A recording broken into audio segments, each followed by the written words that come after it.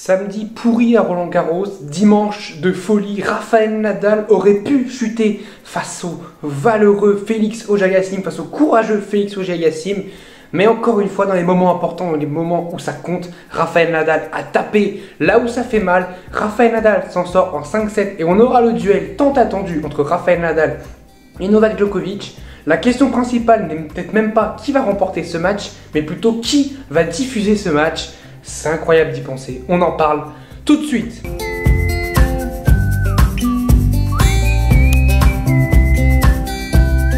Salut à tous, j'espère que vous allez bien. Je suis très heureux de vous retrouver pour une nouvelle vidéo. Aujourd'hui, on va parler du jour 8 de Roland-Garros. On va parler plutôt notamment, on va dire, du duel Novak Djokovic-Rafael Nadal qui nous attend, de tous les enjeux que ça comporte et surtout aussi qui va diffuser ce match. Parce qu'il faut bien qu'il soit diffusé quelque part en France, ce match. Et il y a deux diffuseurs qui vont se tirer la bourre pour pouvoir diffuser ce match. Comme quoi, faire la guerre, c'est quand même pas ouf. Hein. Ça, on voit quand même que faire la guerre, c'est quand même pas bien. On pourrait quand même trouver un terrain d'entente, je pense, pour la diffusion. Bon, on en parlera un petit peu plus dans la suite de la vidéo. Pour le moment, on va parler un petit peu vite fait de Novak Djokovic, qui a été très facile en 3 manches face à Diego Schwartzman, qui a fait beaucoup de fautes. Schwartzman, mais bon, en face de Djokovic, était tellement fort que bon... Même si Schwartzman jouait bien, je pense qu'il n'y avait même pas la place. Comme j'ai dit, Schwartzman pour moi n'a pas le style de jeu pour gêner Novak Djokovic. Voilà, Djokovic qui est pour moi le joueur le plus facile depuis sur ses 4 premiers tours, c'est le joueur le plus facile. Il perd pas un set. Et puis il y a ce côté aussi dans le langage corporel. Tu te dis mais en fait il est là quoi. Novak Djokovic il est au-dessus de tout le monde. Il roule sur tout le monde pour le moment. Alors oui, il joue pas des foudres de guerre, mais si Schwartzman c'est quand même pas mal. Mais il joue pas des foudres de guerre, sinon mais il gagne. Et ça suffit, hein, de toute façon, pour gagner. Juste, petite parenthèse, il s'est fait siffler pendant son entrée sur court. Un petit peu limite quand même, parce que voilà, Djokovic, il a rien fait dans ce début de tournoi qui peut susciter des sifflets. Au contraire, il a été plutôt irréprochable en termes de comportement. C'est pas comme certains, pas comme Rublev, pas comme Begu. Franchement, j'ai trouvé que Novak Djokovic, il a été très voilà, très classe dans ce début de tournoi. Il n'y avait rien de dérangeant. Et puis, voilà, bon, le public français, des fois, tu sais pas pourquoi ça siffle. Ça a sifflé en tout cas Novak Djokovic. Et du match, juste après, sur le central, le match de malade, évidemment, le match dont on va parler. Un match en 5-7 avec Rafael Nadal à Roland-Garros, c'est très rare. Ça n'est arrivé que 2 fois, une fois en 2011, une fois en 2013. Ça fait bientôt 10 ans quasiment, ça fait 9 ans et 11 ans que ça n'était pas arrivé du coup. Le premier tour face à Isner à Roland-Garros 2011 et cette demi-finale de mutant, peut-être l'un des meilleurs Nadal-Djokovic de leur histoire parce que le match a été exceptionnel où Nadal sert pour le match à 6-5 dans le 4e, derrière Novak Djokovic qui gagne le tie-break, qui revient, je crois il a le break dans le 5e. Bref, le match était absolument dingue, ça se finit je crois en 9-7 Rafael Nadal, un score qui n'existera plus maintenant, hein. Je continue à le rappeler que ce score là, 9-7 pour Rafael Nadal dans le 5e contre Novak Djokovic, n'existera plus, pas parce que Nadal ne peut pas gagner 9-5 dans le 5e, 9-7 dans le 5e face à Novak Djokovic, mais parce que tout simplement, il y a eu la très bonne idée qui a été faite dans les grands chelems de supprimer ça et d'instaurer un super tie-break qui est totalement... débile, franchement débile, il n'y a pas d'autre mot à dire. En tout cas, Rafael Nadal qui a fait un match au début très timoré face à Félix Auger-Aliassime qui est très bien rentré dans son match. Il avait déjà joué Nadal à Madrid en 2019, il s'était pris 3-3, mais ça peut aider en tout cas, il savait déjà à quoi s'attendre. Alors, Tony Nadal lui a pas donné de conseils, il a dit Tony Nadal, je n'aurais pas de conseils à Félix, on en a parlé avant. Il a été dans la loge du présidentiel pendant les 4 premiers sets et il est parti après, il n'a pas regardé le 5e set, Tony Nadal. Je pense que ça devait être compliqué pour lui de gérer, je pense, ce match. Parce que voilà, il a le joueur dont il s'occupe et son neveu. Et évidemment, il vient du sang, tu peux pas les enlever. Donc je trouve ça normal qu'il soit pour Rafael Nadal et pas pour Félix. Mais que si jamais Nadal devait perdre face à un joueur, ce serait plus face à Félix que face à un autre. C'est un peu ça qu'il a dit Tony Nadal. Mais bon voilà, moi ça me pose pas de problème évidemment, hein. Enfin ça me paraît logique, si t'es tonton d'un joueur professionnel, qu'après tu deviens coach d'un autre joueur et qui joue ton neveu, je trouve ça logique que tout ça pour ton neveu. Voilà, moi je trouve ça logique en tout cas pour Tony Nadal. Après qu'ils le disent, Je sais pas, mais si on a parlé avec Félix, je pense qu'il en a parlé avec Félix, il a pas dit à Félix, il a pas fait un couteau dans le dos en mode bon moi je le préviens pas et voilà je lui dire ah tiens je suis pour Rafael Nadal. Félix était au courant, c'est même Félix qui l'a dit en premier sur la plateforme, enfin sur le plateau de France TV qui a dit voilà si jamais je rencontre Nadal en 8ème de finale, Tony Nadal ne sera pas dans ma box, ni dans celle de Rafael Nadal, ni dans la mienne. Voilà, quand t'as dit ça, c'est très clair. Et voilà, on l'a vu, hein, Félix Auger-Aliassime, il a les épaules bien solides parce que le premier set, il est vraiment solide. Il met 5-1 très rapidement. Nadal qui rate beaucoup d'occasions de break. Ça, c'est étonnant pour un joueur comme Nadal, quand même, qui saisit souvent les occasions. Là, il a raté beaucoup d'occasions de break. J'ai vraiment trouvé que voilà, il a raté quand même, il a raté beaucoup de points. Ensuite, il remporte mes 7-6-3, alors qu'il aurait pu le remporter 6-1, mais voilà, il avait cet avantage d'avoir un deuxième break, on va dire, de rechange pour gagner le set. Ensuite, deuxième set, c'est une toute autre physionomie, Rafael Nadal qui se réveille, qui commence à jouer vraiment comme Rafael Nadal à Roland-Garros, et tu sens que Félix, il s'accroche, il lâche pas. Mais tu sens que ça se complique un petit peu, que Rafael Nadal, il commence petit à petit à prendre le dessus sur Félix Auger-Aliassime, ce qui est un peu normal, parce que Félix Auger-Aliassime, de base, je le rappelle, c'est pas un joueur excellent sur terre battue, hein, et en face, c'est le roi de la terre battue. Ça fait 6-3, 6-3 dans le deuxième et le troisième, un score tout à fait logique. Début du quatrième, il y a balle de break d'entrée pour Rafael Nadal. Ce moment-là, il est décisif, parce que Nadal, là, s'il gagne, si Nadal gagne ce jeu-là, pour moi, il déroule après le quatrième set. Mais c'est là où Félix a été très fort dans la tête, il a sauvé beaucoup de balles de break. Il est revenu de je sais pas où, mais il est revenu. Il sauve les balles de break. Derrière, il break pour se faire débreaker, pour rebreaker derrière. Franchement, je l'ai trouvé dans la tête. Dans la tête, le Félix a été monstrueux. Et franchement, c'est beau. De bel augure pour l'avenir. Pour moi, il y a 3 beaux matchs, franchement, que Félix a fait cette année. Alors peut-être, ouais, 4. Il y a celui face à Medvedev à l'Open d'Australie où vraiment il faut capitaliser sur celui-là. Quand tu es à 1 point de battre l'un des meilleurs joueurs du monde sur dur en ce moment, faut en profiter, faut capitaliser sur ce match-là. Il y a cette finale évidemment à Rotterdam parce que c'est son premier titre. Celle-là, elle est importante. En plus, il écrase Stefanos Tsitsipas. Il y a ce match à Rome contre Novak Djokovic où il fait un très bon match. Il tient bien Novak Djokovic. Et il y a ce match évidemment face à Rafael Nadal quand tu fais 5-7 face à Nadal à Roland-Garros. Ça n'est pas un hasard et on voit, il n'y a que Isner et Novak Djokovic qui avaient réussi à le faire. Alors prendre 2-7 à Rafael Nadal, il y avait Soderling aussi qui avait réussi à le faire, il en a même pris 3, mais voilà. Prendre 2-7 à Nadal déjà est un exploit colossal de la part de Félix Auger-Aliassime. Et il faut s'en rendre compte. Et début du 5ème, je me suis dit, ce 5ème là, il va jouer dans la tête parce que je sentais que Nadal, il baissait un petit peu comme Nadal, il n'était pas si serein que ça. Félix, il continuait à jouer le plomb. Je me suis dit, ça joue dans la tête parce qu'au bout d'un moment, peut-être que voilà, Nadal s'est retrouvé dans le 5ème, il suffit d'un petit break et hop, il s'envole. Donc les 3 premiers jeux de service de chacun, c'est plutôt facile, hein, voilà. 1-0 Nadal, 1-0, 1 partout, 2-1 Nadal, 2 partout, 3-2 Nadal. S'il y a 3-2 Nadal, il y a 40-0 pour Félix Auger-Aliassime et derrière Nadal revient 40 à ce moment-là, je dis attention, première alerte. Ça, c'est jamais bon de faire ça quand tu mènes 40-0, faut verrouiller le jeu, faut pas prendre le risque, ça Rafael Nadal de se faire remonter à 40 à. Là, je me suis dit, attention, petite alerte pour Félix, mais il s'en sort derrière 4-3 Nadal, facile sur son jeu de service.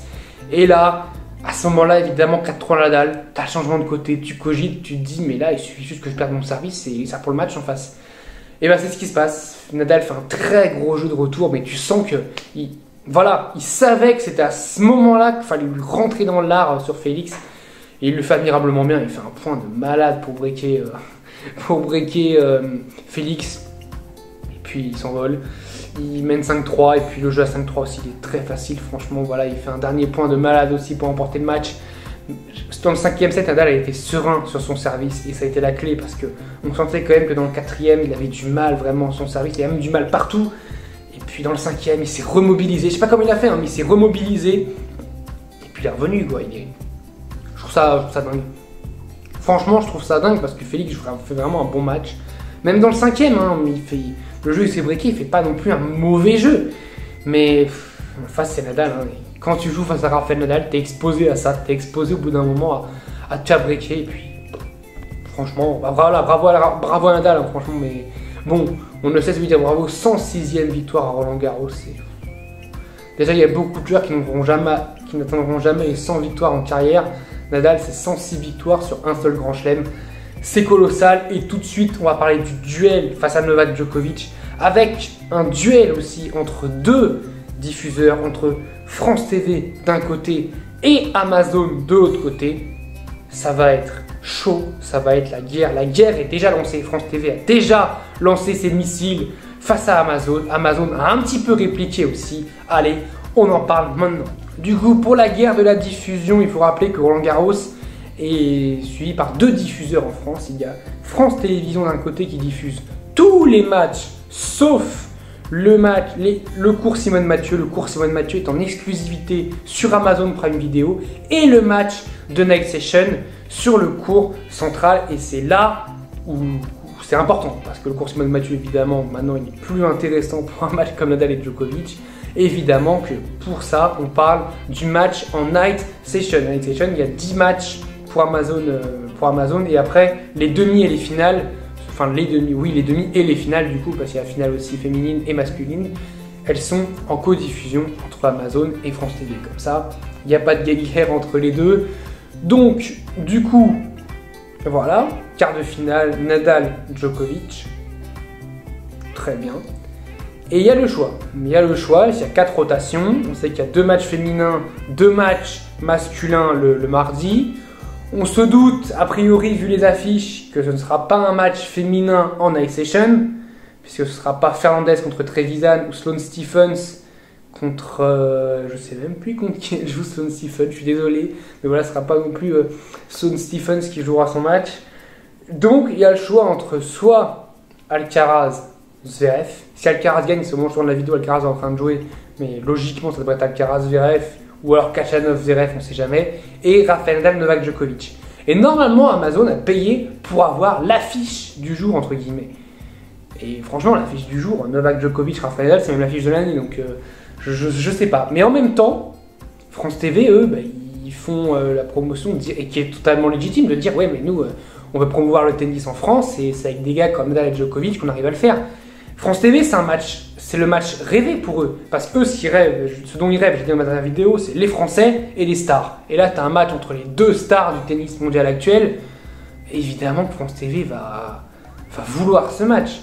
Mais si jamais ce quart de finale, pardon, justement, ça le problème, c'est qu'il n'est pas en demi. Si ça avait été en demi, soit en codiffusion, mais si le match là est en quart de finale, on se retrouve avec un Alcaraz-Zverev en Night Session. Et Alcaraz a déjà joué, ce serait son 4e match à la suite sur Amazon. Donc je me demande si Amazon n'a pas déjà fait exprès de demander à avoir Alcaraz, Khachanov là en Night Session pour pouvoir dire tout simplement on n'a eu qu'une seule fois Djokovic, on n'a eu qu'une seule fois Rafael Nadal, on a eu 3 fois Alcaraz, et bah là on veut Djokovic et Nadal. Et là, Mauresmo et Moreton, ils peuvent rien dire, en soi ils peuvent rien dire, puisqu'Amazon est censé avoir la meilleure affiche. Alors moi je pense qu'il y a une solution qui pourrait être faite, mais elle ne sera pas faite parce qu'évidemment on ne vit pas dans le monde des bisounours, mais ce serait une codiffusion. Parce qu'un match comme ça, pour moi, c'est impensable qu'il ne soit pas vu en clair, et c'est aussi impensable qu'il ne soit pas mis en Night Session dans l'affiche du jour. Donc on devrait faire une codiffusion. Une codiffusion, je pense, voilà, Amazon et France TV devraient s'asseoir à côté, et s'asseoir sur une table, et dire, ok, pour cette journée-là, vous pouvez, vous Amazon, diffuser le match Alcaraz contre Zverev, qui sera, je sais pas moi, 14h30, 15h, on ne sait jamais, en journée, alors que normalement vous n'avez pas le droit de diffuser, mais nous en échange, on a le droit de diffuser Rafael Nadal, Novak Djokovic en Night Session. Et là, je pense que ça plairait à tout le monde, mais ça ne se fera pas évidemment, parce que là, ils sont tous en train de faire la guerre, et il y en a un qui va pas l'avoir, il y en a forcément un qui va pas l'avoir du coup, donc forcément tous les coups sont permis, et là évidemment, c'est plus possible de faire les ententes. T'as France TV qui est en train de dire ouais mais Roland Garros ça se joue pas en Night Session, Roland Garros c'est la journée, c'est le soleil. Il y a Guy Forget, ancien directeur de Roland Garros maintenant qui est sur Amazon, qui a dit Amazon est censé avoir la meilleure affiche du jour, et donc Rafael Nadal, Novak Djokovic évidemment c'est la meilleure affiche du jour. Ça veut tout dire quand il dit ça, sachant qu'en plus c'est l'ancien directeur du tournoi donc il sait quand même comment ça se passe ces choses-là. Donc moi j'ai quand même très peur pour France TV. Moi, si j'étais France TV, j'essaierais direct de trouver un terrain d'entente, de dire ok, vous pouvez diffuser le match en journée et nous on diffuse Rafael Nadal, Novak Djokovic. Voilà, mardi on est en co-diffusion tous les deux. Et puis voilà, mais là j'ai très peur pour France TV parce qu'ils sont capables que ce match-là leur passe sous le nez. Et alors je vais pas dire que c'est bien fait pour eux parce que c'est pas gentil de dire ça, mais ce serait un petit peu quand même bien fait pour eux parce que. Mais ouais, franchement, je pense que le match va finir sur Amazon. Je pense que le match va finir sur Amazon, en plus à 21 h. Sachant que Nadal Djokovic, ça va durer 4 heures minimum. Déjà, même quand ils font 3 sets, ça dure 4 heures. On va se retrouver à 2 h du mat. On va se retrouver au 5e set à 2 h du mat. Avec les joueurs, ils vont avoir les yeux comme ça. On va avoir Nadal qui a crié des vamos de partout. Djokovic qui va crier aussi de partout. Ça va être la folie. Mais moi, je pense que ce match devrait être en codiffusion. Voilà, il devrait y avoir un terrain d'entente. Pour moi, la solution, elle est là. C'est pas tu as donné à Amazon, c'est pas tu as donné à France TV, c'est les deux. Voilà. Les deux. Ok, ce match-là, c'est un match spécial. C'est même pas une affiche du jour, comme pourrait dire Amazon. C'est l'affiche de l'année. Donc, allez hop, on vous les donne. On vous les donne à tout le monde. France TV, vous voulez promouvoir le tennis en France. Vous avez Novak Djokovic et Rafael Nadal. Et Amazon, vous avez votre affiche du jour en night session. Moi, c'est ça que je ferais. En tout cas, vous me dites, vous, ce que vous en pensez. Pour vous, où le match sera pour vous. Moi, je pense, mine de rien, que si ça se passe mal, pas comme j'ai dit, ça finira sur Amazon, je pense. Vous me dites, vous, ce que vous en pensez. En tout cas, voilà, vous pouvez débattre là-dessus, débattre aussi sur qui va gagner le match, quand même, parce qu'il y a un match entre Nadal et Djokovic. Moi, je vois plutôt Novak Djokovic remporter ce match, parce que Nadal, je suis toujours un petit peu inquiet. Je me dis, là, dans l'intensité, Djokovic, Félix, dans l'intensité, il l'a tenu, mais Djokovic, il va encore pire, il va encore plus le tenir, et lui, l'aspect mental, il l'a. Donc, ouais, ça va être dur pour Rafael Nadal, donc on se retrouve très vite, on se retrouve dès demain. Je vous dis salut à tous, portez-vous bien.